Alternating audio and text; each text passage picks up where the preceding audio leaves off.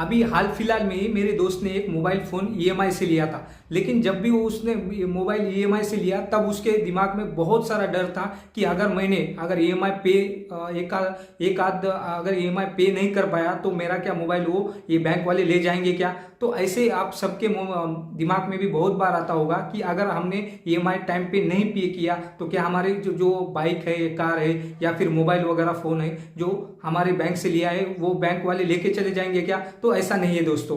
देखिए, जो unsecured loan रहते हैं उनके ऊपर सरफेसिया एक्ट एप्लीकेबल होता है। ये सरफेसिया एक्ट क्या रहता है? सरफेसिया एक्ट में ये बताया गया है कि अगर बैंक से आपने कोई भी ईएमआई से अगर चीज ली है तो बैंक प्रेशराइज करके आपसे वो ईएमआई की प्राइस जो है पे अमाउंट है वो रिकवर कर सकता है। देखिए, इस केस में अगर आपने फोन लिया है और फोन की अगर ईएमआई आपने एक आध डिफॉल्ट कर दिए तो ऐसे में बैंक वाले आपसे वो मोबाइल छीन के नहीं ले जा सकते हैं। वो मतलब 3 महीने तक आपको इंतजार करते हैं कि आप ईएमआई पे कर दीजिए। अगर फिर भी आप पे नहीं कर रहे तो आपको 30 दिन के बाद एक नोटिस दिया जाता है, जो नोटिस में आपको टाइम पीरियड के अंदर आपको पे करना पड़ता है। अगर फिर भी आप नहीं पे कर रहे तो एनपीए मतलब नॉन परफॉर्मिंग एसेट के कैटेगरी में आप आ जाते हैं। अभी नॉन परफॉर्मिंग एसेट में ऐसा होता है कि बैंक आपको खुद घर पे आके आपसे वो मोबाइल छीन के नहीं दे जाती है, तो वो एक एआरसी मतलब कि